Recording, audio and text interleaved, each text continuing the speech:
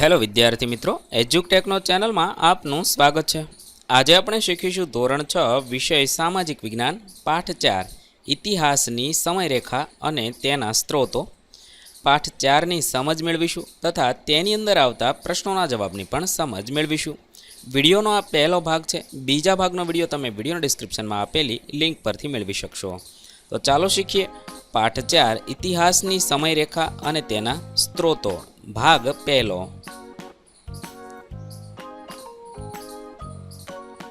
સૌપ્રથમ એક સરસ મજાનું વાક્ય આપ્યું છે, ઇતિહાસ આજના સમાજ અને ગઈકાલના ભૂતકાળના સમાજ વચ્ચેનો અનંત સંવાદ છે।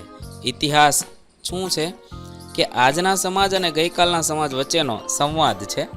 આપણે ભૂતકાળના પ્રકાશમાં જ વર્તમાન સમાજને સંપૂર્ણ રીતે સમજી શકીએ એવું E.H. કાર દ્વારા કહેવામાં આવેલું છે। એ વાક્ય દ્વારા આ પાઠની શરૂઆત થાય છે। પાઠની શરૂઆતમાં એક મ્યુઝિયમનો ફોટો આપેલો છે। નવી દિલ્હી આંતરરાષ્ટ્રીય સંગ્રહાલય આવા સંગ્રહો, પૌરાણિક વસ્તુઓ જેમ કે મૂર્તિઓ, સિક્કાઓ અને આભૂષણોની જાળવણી કરે છે, જે આપણે આપણા ઇતિહાસને સમજવામાં મદદ કરે છે। આવા મ્યુઝિયમ હોય છે તેની અંદર આપણી જૂની પુરાણી વસ્તુઓ બધી હોય છે, મૂર્તિ, સિક્કા, આભૂષણ એટલે ઘરેણાં, આવું બધું પડ્યું હોય છે, જે આપણા ઇતિહાસને સમજવા માટે આપણને ખૂબ ઉપયોગી બનતું હોય છે। હવે પાઠની શરૂઆતમાં 3 મહત્વપૂર્ણ પ્રશ્ન છે। પહેલું છે, આપણે ઇતિહાસમાં સમયને કેવી રીતે માપી શકીએ? બીજો પ્રશ્ન છે, ઇતિહાસ સમજવામાં વિવિધ સ્ત્રોતો આપણને કેવી રીતે મદદ કરે? અને ત્રીજું છે, શરૂઆતના માનવીઓ કેવી રીતે જીવતા હતા? આ પ્રશ્નોના જવાબ આ પાઠની અંદર આપવામાં આવ્યા છે। હવે આ પ્રશ્નો વિશે થોડી ઝાંખી જોઈએ, થોડો જવાબ જોઈએ। વિસ્તૃત જવાબ તો આપણને પાઠમાંથી મળી જવાનો છે। ઇતિહાસમાં સમયને કેવી રીતે માપી શકીએ? તો સમયને માપવા માટે તારીખો, સદીઓ અને ચોક્કસ ઘટનાક્રમનો ઉપયોગ થાય છે। ઈસવીસન એટલે કે ઈસુના જન્મ પછી, અત્યારે આપણે ઈસવીસન કહીએ છીએ, ઈસવીસન 2026ની ચાલ ચાલે એમ। ઈસવીસન પૂર્વે એટલે કે ઈસુના જન્મ પહેલાં, એમાં વિભાજિત કરવામાં આવ્યો છે। ઇતિહાસકારો શિલાલેખ, સિક્કાઓ, સ્મારકો અને પ્રાચીન હસ્તપ્રતો જેવા ભૌતિક પુરાવાનો આધાર લે છે। ઇતિહાસમાં સમય અને તારીખોની ગણતરી મુખ્યત્વે નીચેની પદ્ધતિઓ દ્વારા થાય છે। કેવી રીતે? તો ઈસવીસન એટલે કે એનો ડોમિની, CE ઈસુ ખ્રિસ્તના જન્મ વર્ષ સમયની ગણતરીની શરૂઆત થાય છે અને આગળ વધે છે 1, 2, 100 વર્ષ, અત્યારે 2026 વર્ષ થયા। ઈસુનો જન્મ થયો એના પછી અત્યારે 2026 વર્ષ થયા, એટલે 2026ની સાલ ગણાય છે। આવી રીતે અત્યારે સમયની ગણતરી થાય છે।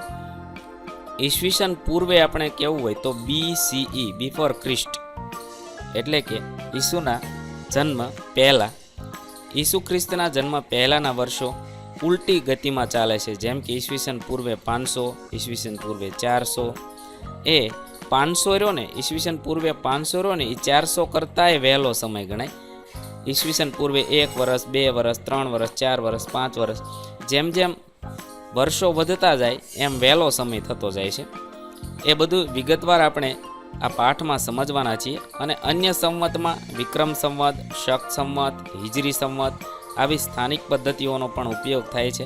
જે આપણે ગુજરાતી કેલેન્ડર જોઈએ છીએ એ વિક્રમ સંવત છે, તો એવી રીતે છે એ આપણે સમયની ગણતરી કરીએ છીએ।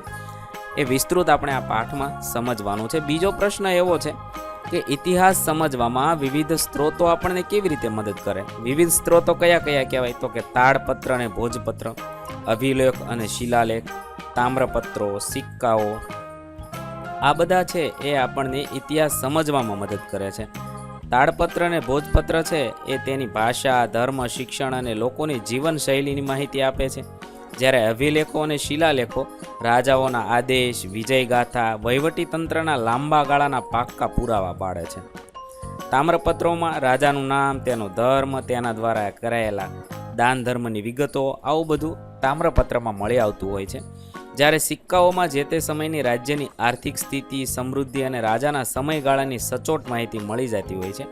ટૂંકમાં આ બધા સ્ત્રોતો ભેગા મળીને આપણને હજારો વર્ષ જૂના આપણા પૂર્વજોના ખોરાક, પોશાક અને રહેઠાણનો સાચો ઇતિહાસ સમજાવે છે, જે આપણે આ પાઠમાં શીખવાના છીએ।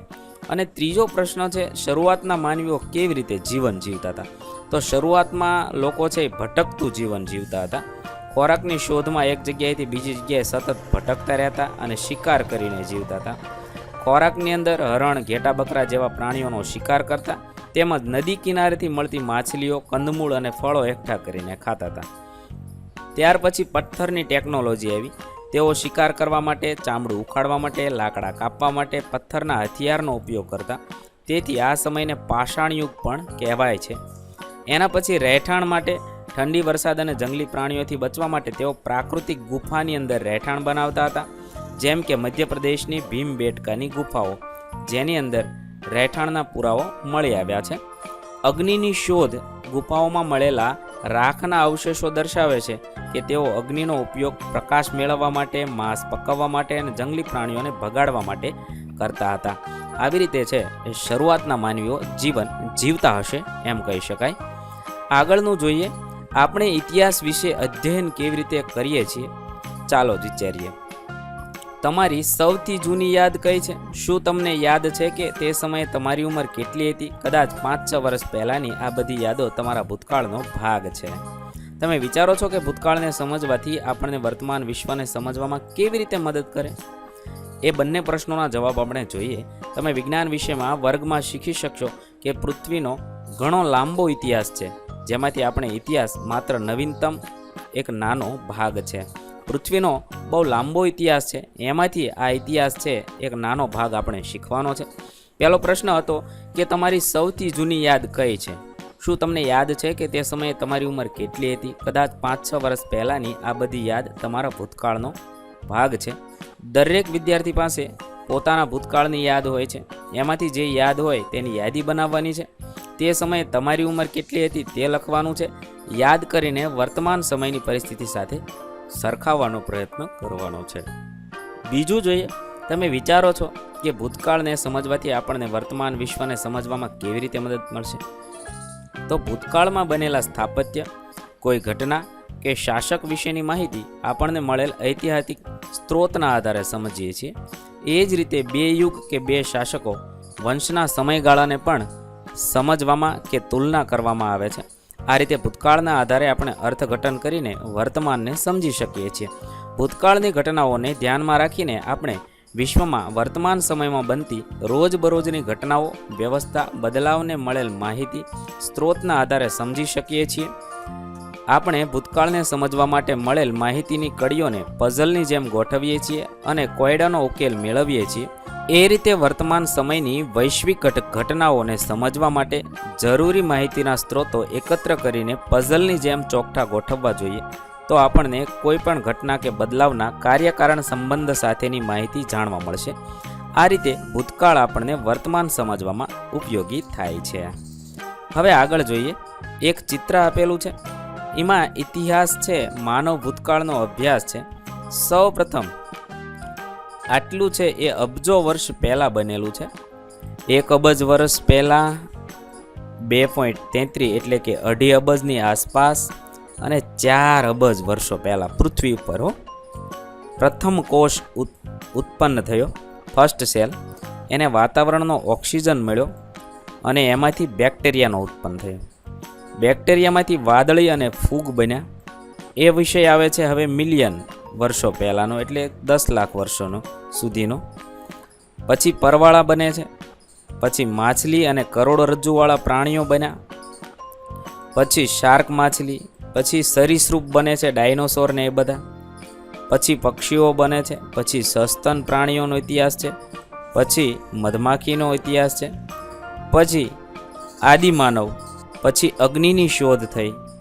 પછી મનુષ્ય અને આશરે 6500 વર્ષ પહેલાં એ લેખનની શરૂઆત થઈ. આવી રીતે વર્ષો પહેલાં, મિલિયન વર્ષ પહેલાં, અબજો વર્ષ સુધીનો પૃથ્વીનો ભૂતકાળનો ચાર્ટ આપેલો છે. અહીંયા પણ એક બીજો ચાર્ટ મેં બનાવ્યો છે. સૌપ્રથમ કોષ ઉત્પન્ન થયો હતો, ત્યાર પછી વાતાવરણીય પ્રાણવાયુ એને મળ્યો એટલે એમાંથી બેક્ટેરિયા ઉત્પન્ન થયા. પછી એમાંથી વાદળીને ફૂગ બની. પછી પરવાળાઓ. પછી માછલીવાળા એટલે કરોડવાળા પ્રાણીઓ. પછી જીવજંતુઓ. પછી ઉભયજીવી પ્રાણીઓ, ગરોળીને એ બધા. પછી શાર્ક માછલી.